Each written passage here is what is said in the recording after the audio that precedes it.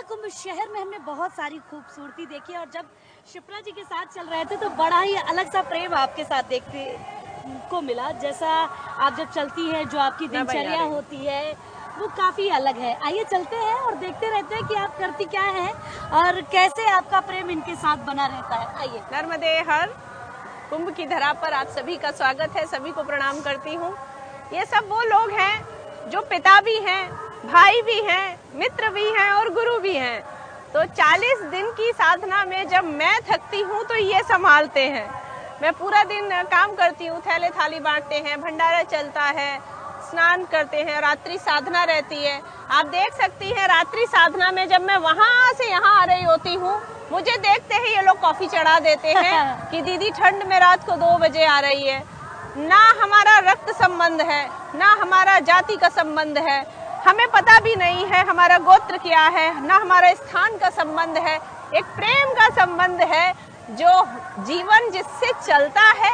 और आधुनिक युग में जो परेशानियां आ रही हैं वो इसलिए आ रही हैं, हम प्रेम ही भूल गए हैं। अच्छा, एक चीज बड़ी अच्छी होती है कि कर्म से कमाए हुए रिश्ते हमेशा अनमोल होते हैं और वो आपको जो प्रेम देकर जाते हैं वो शायद रक्त से कमाए हुए रिश्ते उस तरीके के प्रेम नहीं देते। ये कर्म वाले रिश्ते मुझे लगता है ये कर्म का भी रिश्ता नहीं है। मैं इनको देने लायक कुछ नहीं हूँ। मैं इतनी भिक्षुक हूँ कि इनसे प्रेम पाने, इनसे आशीर्वाद पाने, इनसे साधना का तरीका पाने आई हूँ। ये ऐसा है कि कृष्ण के द्वार सुदामा चला आ रहा है, सो कर्म का रिश्ता नहीं है। मैं बहुत छोटी हूँ इनके लिए कुछ कर्म करने को। ये प्रेम का संबंध है, वो है ना, ये प्रेम की बात है उदो, बंदगी तेरे बस की नहीं है। तो ये प्रेम पूजा के भी ऊपर होता है कि वो बहन देखते हैं, माँ देखते हैं मुझ में, मेरे जैसी साधारण स्त्री में उन्हें देवी दिखती है। ये प्रेम से हो सकता है, ये कर्म और ज्ञान से नहीं हो सकता। तो महाराज जी आज क्या अपनी इस बहन के लिए बनाए हुए थे और कैसे उनको खिला रहे थे आज बड़े प्रेम से?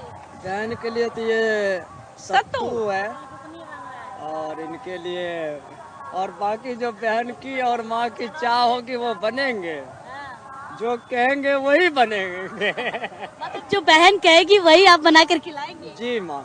आप देख सकते हैं कि वो हमारे लोगों के द्वारा दी हुई थालियां प्रयोग कर रहे हैं। इतनी छोटी कुटिया में भी उन्होंने कोई प्लास्टिक प्रयोग नहीं किया है, कोई थर्माकोल प्रयोग नहीं किया, लगातार स्टील की थालियों और थैलों में काम कर रहे हैं। तो ये वो लोग हैं जिनका किसी कॉन्वेंट से शिक्षा नहीं हुई है, पर संस्कार से PhD की है और वो जानते हैं कि इस धरा के लिए प्लास्टिक कैंसर बना देगी और इस धरा से आगे आने वाले युगों में कुंभ होना है, आगे आने वाली पीढ़ियों को डुबकी लगानी है। अगर ये हम कैंसर मुक्त नहीं रखेंगे तो पीढ़ियां कुंभ का आनंद कैसे लेंगी? बिल्कुल। महाराज जी आपको बहुत सारी थाली थैले देकर जाती हैं शिप्रा जी, इसको आप कैसे आगे बढ़ाते हैं और कैसे ये संदेश दे रहे हैं आप? जिन्हें जरूरत लगता है उन्हें हम भी आगे दे देते कि आपको जरूरत है आप ले जाइए, और जिन्हें प्रसादी पवाना होता है पर प्लास्टिक का प्रयोग मत करिए। प्लास्टिक का तो प्रयोग का तो कोई सवाल ही नहीं उठता। वो सबको ये संदेश के साथ थाली देते हैं। आपके सामने ही है, जो कुछ भी आपके सामने है, साक्षात है, ग्रंथ भी है, सारे साक्षात है। महाकुंभ की धरा पे एक अद्भुत संयोग है शिप्रा जी, जहाँ पर 3 नदियों का समागम है, वहीं आपके प्रेम का समागम भी देखने को मिल रहा है यहाँ लोगों के साथ, साधु संतों के साथ। बहुत सारे लोग ऐसे कहते हैं कि आप जाइए और साधु संतों से थोड़ा सा बच के रहिए, वो मारते हैं, वो बातें नहीं करते हैं, लेकिन ये प्रेम तो बड़ा अनोखा है आपका। देखिए साधु संत भी जो हैं वो मानवीय संवेदनाओं से हैं। आप उनका अनादर करोगे, उनके आसन पे बैठोगे, उनके धुना को छुओगे, उनकी मर्यादा नहीं मानोगे तो स्वभाव है कि क्रोध भी मानवीय स्वभाव है। साधु संत होने का मतलब ये नहीं होता है आपको बैराग हो गया, आप मशीन हो गए, आप पत्थर हो गए। वही साधु संत जब प्रेम देते हैं, ज्ञान देते हैं, आशीर्वाद देते हैं तो आप मानवीय मान लेते हैं। वही जब आपको क्रोध करते हैं तो आप कहते हैं क्रोध आपको नहीं सुशोभित देता। उनको भी मानव की तरह ही देखना चाहिए। आपका अगला घर भी आ गया, आपके सभी भाई लोग कुछ कह रहे थे। नर्मदे हर कॉफी थी मेरी, क्या पी गए तुम लोग? अच्छा नहीं अभी नहीं बनाओ, मैं शाम को आकर पीती हूँ, जब बाबा जी आ जाएंगे फिर मिलने आऊंगी। बिल्कुल अच्छा आपने कहा। 13,000 किलोमीटर की यात्रा में जब मैंने घर छोड़ा तो मुझे इस बात का थोड़ा सा बचपना भी था, 2016 की बात थी। तो ये था कि भिक्षावृत्ति में निकल गई हूँ, अपना बिजनेस छोड़ दिया, अपना जो कॉलेज देख रही थी वो छोड़ दिया और बिल्कुल भिक्षुक बनकर साधक के मार्ग पर निकली। तो ये भय था कि इतना बड़ा घर छोड़ दिया है, सर पर छत नहीं है, जमीन भी अपनी नहीं है, और नर्मदा की परिक्रमा जो 3600 किलोमीटर के बाद की, आप यकीन मानेंगी हर 10 कदम पर मेरा घर है। ये बड़ा खूबसूरत है कि एक घर छोड़ा माई ने और 1000 घर हमें मिले हैं। माई ने एक घर छोड़ा है इस कुंभ में ही 40 दिन में। मुझे लगता है मेरे 100 के ऊपर घर है, हर तीसरी चौथी कुटिया मेरा घर है। मतलब मैं अपने शिविर में खाना और भोजन नहीं करती हूँ, इन्हीं के यहाँ कभी चाय कभी कॉफी, बस ऐसे ही। बड़ी कम उम्र में आपने ये सारी चीजें शुरू की, क्या मन में विचार था कि आप इन सभी लोगों के बीच में आएंगी और इस तरीके की मुहिम को उठाना? आप इसका अलौकिक आध्यात्मिक उत्तर लेंगी तो मैं कहूंगी कि नियति थी। राम के आगे सिंहासन था और उनका मुकुट सजने वाला था, और वो मुकुट सजते सजते वनवास पर निकल गए। सो नियति निर्धारित करती है किसको जंगल में काम करना है, किसको सिंहासन पर काम करना है। अगर उन्होंने शायद वो जंगल नदियों के बीच नहीं रहे होते तो वो सिर्फ राम रह जाते। मर्यादा पुरुषोत्तम राम वन गमन के बाद वो बने। तो मुझे शायद प्रकृति ने चयनित किया ये कार्य करने को, लेकिन व्यवहारिक उत्तर ये है कि माता पिता के जो संस्कार थे, घर का जो माहौल था, भैया का जो सपोर्ट था, वो सब पहले दिन से मिला। और फिर मैं समाज में निकली, तब फिर वो कठिनाइयों की छलांगे थोड़ी आसान हो गई जब परिवार आपके साथ खड़ा होता है। आपका अगला घर भी आ चुका है, यहाँ हर भी देख लेते हैं। नर्मदे। अब यहाँ पे एक बात मैं कहना हाँ महाराज जी बताइए। मेरी गंगा मैया ने कहा है कि राम जी वनवास भटकते रहे तो गंगा मैया ने कम वनवास भटका। पता नहीं, हमारे हिसाब से 13-14 हजार किलोमीटर चल के मैया यहाँ पे पहुँची हैं। और देखो कितना शुभ काम कर रहे हैं, थाली बांट रहे हैं सबको, यानी प्लास्टिक के लिए बंद कर रहे हैं। कितना अच्छा काम है, यानी प्लास्टिक से प्रदूषण, गंदगी, उससे बीमारी, तो ये सब बचाओ। किससे हो रहा, मैया ने बांटा है, इससे सब हो रहा है ये सब। महाराज जी पहले भी आप लोग कुंभ कर चुके हैं, हाँ, पहले। ऐसी तरह की मुहिम हमने भी पहली बार देखी कि थाली बांटा जाए, थैले बांटे जाए, क्योंकि प्लास्टिक हर जगह पत्तल देखने को मिलता है। अब आप लोग इस मुहिम को और आगे कैसे बढ़ा रहे, क्योंकि एक अकेली महिला निकली तो बहुत दूर से और बड़ा संदेश तो दे रही है, लेकिन उसके साथ सपोर्ट होना जरूरी है। तो सपोर्ट कितना दे रहे हैं? तो हमारा आशीर्वाद है मैया के साथ हर वक्त। हाँ, हमारी गंगा मैया के साथ हर वक्त आशीर्वाद है हमारा। बड़ा प्रेम। मैं आपको अपना इनका एक संस्मरण बताती हूँ। कहीं ये लगा हुआ था और ये बोर्ड थोड़ा सा झुक गया था, तो इनकी दृष्टि इस बोर्ड पे पड़ी और ये वहां से लाए, इसको यहाँ लगाया और लगातार उस चेहरे को देखकर वो कहते थे ये गंगा जैसी है और इस पूरे कुंभ में मेरी 2 ही अभिलाषा हैं। महाराज जी ने कहा मेरे गुरु के दर्शन हो और मेरी गंगा के दर्शन हो। 3 दिन तक उन्होंने ये साधना की। चौथे दिन हम जब सब उधर थाली और थैले बांट आए जहाँ नागा बाबा अखाड़े हैं, तो रात को 2 बजे रात्रि साधना को निकली ऐसे ही, और पता नहीं किसने इस तरफ मोड़ दिया। मैं जब इधर से मोड़ के निकली तो मैं तो चौंक गई ये देखकर कि ये बोर्ड क्यों लगा है, और महाराज जी मुझे देखकर स्तब्ध थे। मतलब ऐसी स्थिति हो गई। तो मैं महाराज जी को पूछा कि ये यहाँ क्यों लगाया है, इसका स्थान यहाँ नहीं है, आप बहुत ऊंचे हैं।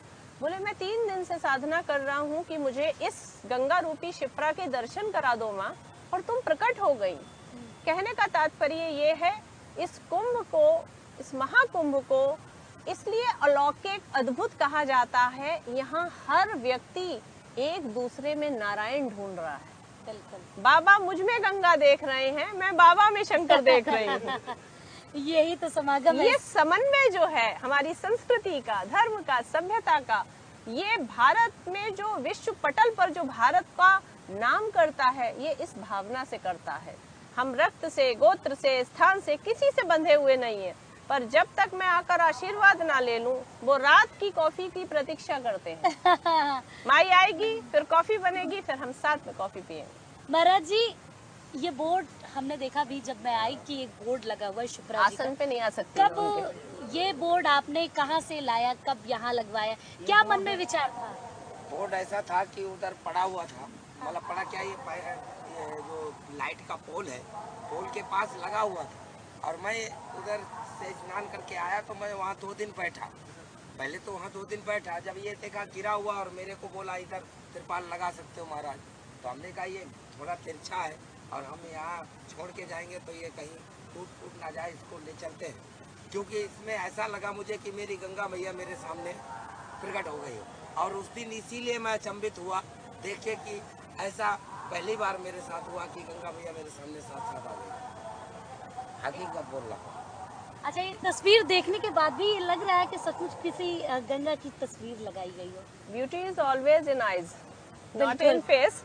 सो आपके आंखों में इतनी खूबसूरती है और अलौकिकता है जो मेरे जैसे सामान्य चेहरे में अद्भुत देख पा रही हैं।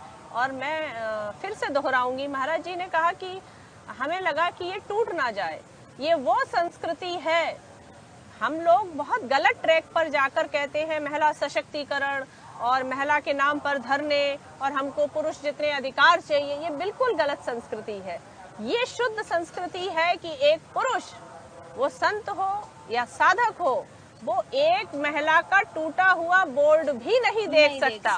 वो उस बोर्ड की रक्षा हो सके इसलिए यहाँ लेके आए। पीछे एक मैया का लगा हुआ है, ये भी कहीं टूट रहा था तो हमने कहा इसको भी ले चलो, सही से बांध दिया टूटा हुआ। तो क्योंकि क्या है कि ये हमारी सभ्यता है, लेकिन ये हमारी हकीकत की गंगा मैया है।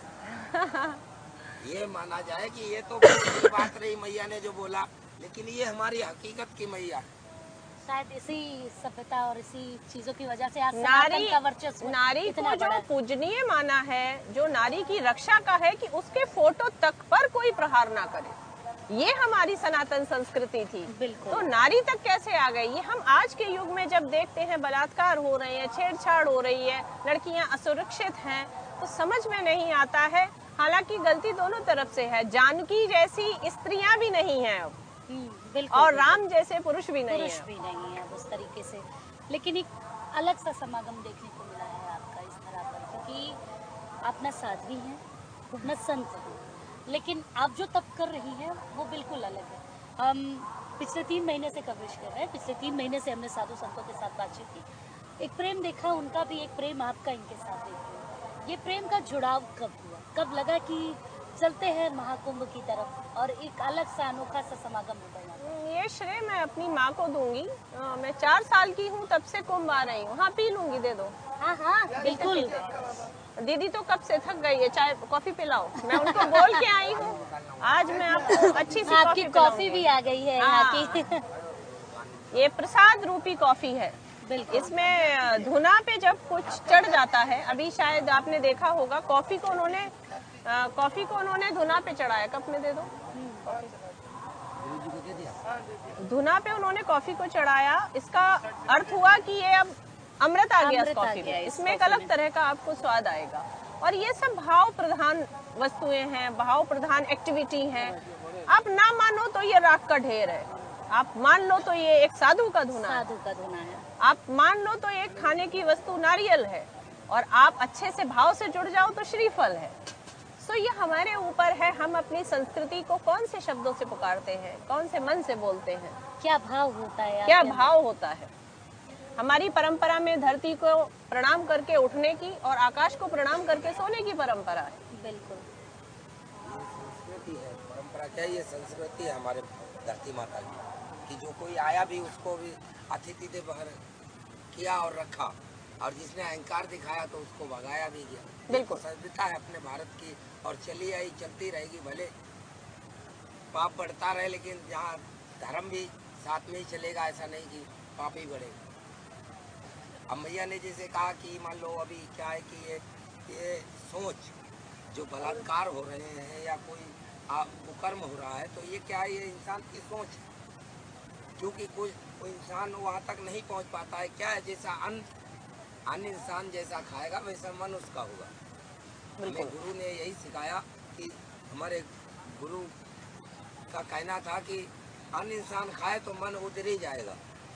मुझे लगता है जो सबसे ज्यादा विनाश हुआ है वो गुरुकुल टू कॉन्वेंट, ये बीच का जो एक सफर था वो कितने युगों में हुआ, कितने वर्षों में हुआ ये नहीं कह सकते।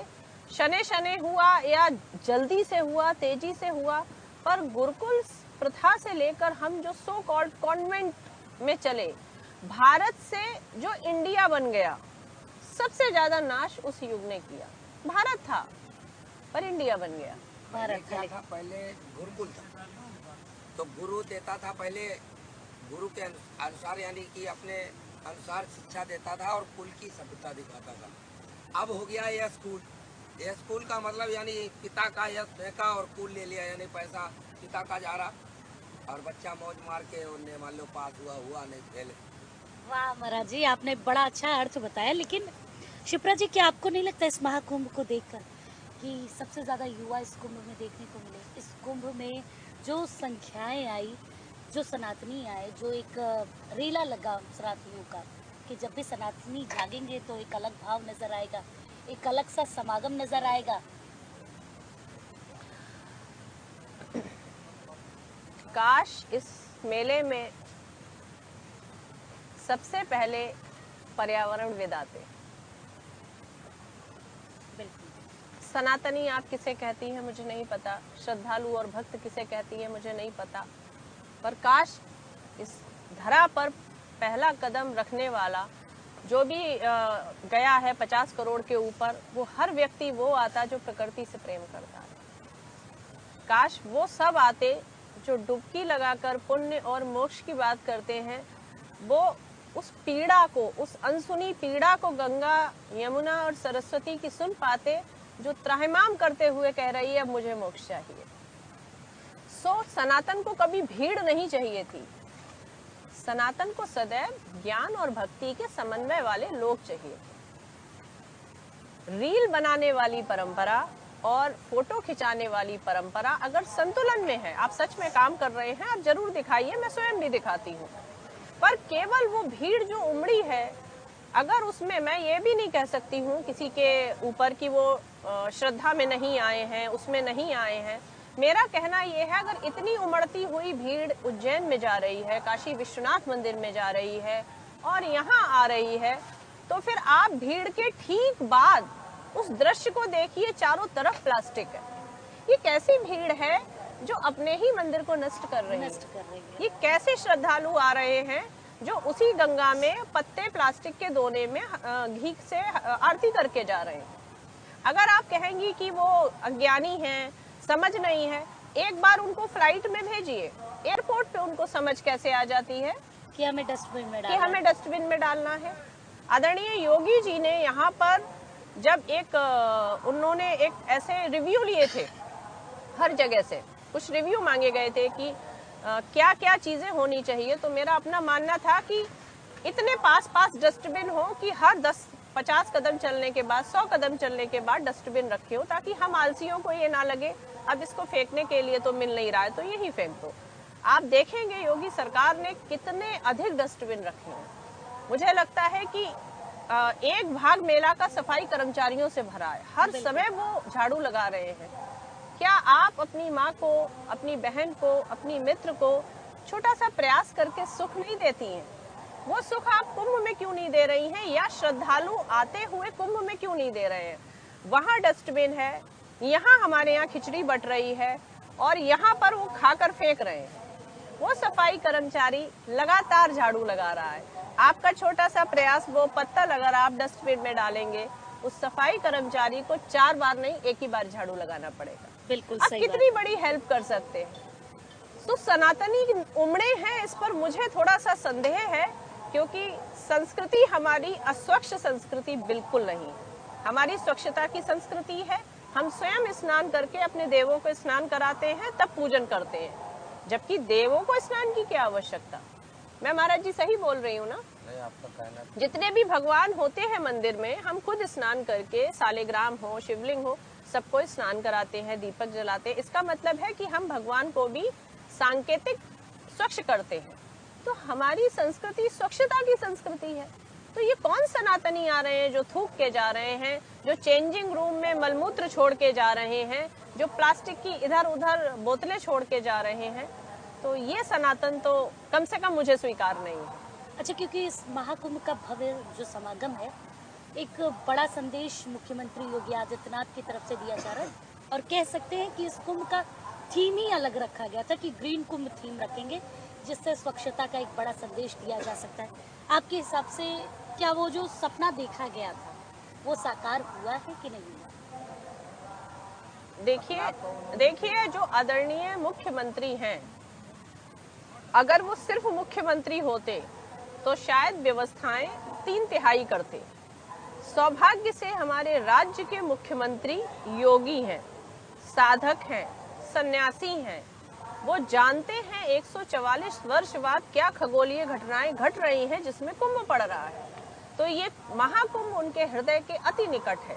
आपने देखा होगा शेर जैसा चित्कार करने वाला व्यक्तित्व हादसे के बाद रो पड़ा, तो वो श्रद्धालु के पीड़ा में रो पड़े, भक्तों की करहा में रो पड़े, इतना शक्तिशाली व्यक्तित्व रो पड़ा।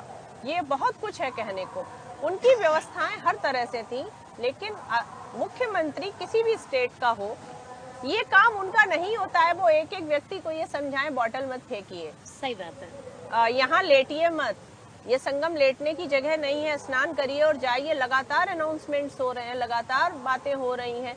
इसी के लिए मैं कह रही हूँ भीड़ तंत्र में और सनातन की संख्या बल में अंतर है। आपने कहा कि आप पिछले 1 महीने से यहाँ पर हैं, आपके मन में क्या भाव बदला लोगों को देखकर कि आपने कितना बड़ा मैसेज दिया, कैसे लोगों को समझाया? क्योंकि बड़ा मुश्किल होता है लोगों को बताना कि आप ये चीजें मत करिए। देखिए मेरे पास 2 विकल्प थे। आज से 1 साल पहले जब सबसे पहली बार मैंने ये सुना था कि 144 वर्ष बाद ऐसी खगोलीय घटनाएं हैं जिसमें कुंभ पड़ रहा है, तो मेरे पास 2 विकल्प थे। निकलने वाला कचरा नदी में ना जाए। तो जब एक एवरेज निकाला गया तो एवरेज में आया 40 करोड़ के ऊपर लोग आएंगे और उससे जो कचरा निकलेगा वो 40,000 टन कचरा और 8,000 टन प्लास्टिक होगी। तो 2 रास्ते थे, वो 40,000 टन कचरे का और 8,000 प्लास्टिक का नदियों में जाना ना हो, वो मेरे बस में थोड़ा कम था, क्योंकि इसमें सरकारी तंत्र भी होता है और भी तंत्र शासन प्रशासन होते हैं। आप एक पूरे सिस्टम को ये आदेश नहीं करते ऐसे नहीं करो ऐसे करो, ये मेरी क्षमता के बाहर था। दूसरा विकल्प था कचरा बने ही ना, हम कुछ ऐसा करें ना कि कचरा बने ही ना। कचरा ना बना करके हमने पूरे भारत से आह्वान किया, एक थैला एक थाली। पर्यावरण संरक्षण के अंतर्गत हमने 40 से अधिक संस्थाओं को जोड़ा, उनसे बात की, भारत से निवेदन किया और पूरा भारत अपनी संस्कृति अपने महाकुंभ को खड़ा हुआ। भारत के हर कोने से लगभग 2-3 राज्यों को अगर मैं छोड़ दूं, हर राज्य से थाली और थैले भेजे गए। हमने कुंभ आरंभ होने के पहले ही शिविरों में, अखाड़ों में, नागा बाबाओं की कुटियों में ये थैले और थाली, उन्होंने कहा हमें 1 लाख चाहिए। हमने कहा 1,05,000 लीजिए, केवल पत्तल और दोने और प्लास्टिक थर्माकोल यूज मत कीजिए। इसका दूरगामी क्या परिणाम होगा, आप जाकर अपने आप व्यक्तिगत चेक करिए, किसी भी डस्टबिन में आपको प्लास्टिक की पत्तल और थर्माकोल की पत्तल नहीं मिलेगी। एक तो ये बड़ा चेंज आया। दूसरे, वो जिन लोगों को भी हमने थाली दी है, कोई भी ऐसा नहीं है जो थाली कुंभ में छोड़ जाए। वो लेकर जा रहा है, वो ले जाएंगे ही। 1 लाख थालियां क्यों छोड़ेंगे? वो दान की हुई तो कुछ भी प्राप्त हो अच्छा ही होता है ना, हमारी संस्कृति में कहा है।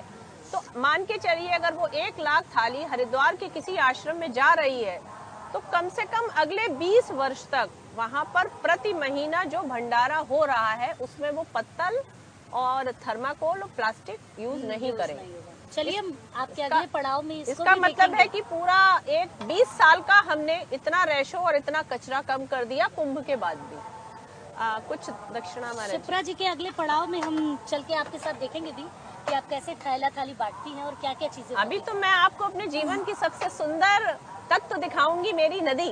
बिल्कुल महाराज जी, शिवरात्रि आएगी, भंडारा करने वाले हैं आप, हम जैसे गिलहरी प्रयास थोड़ा सा मेरा अंश रखिएगा।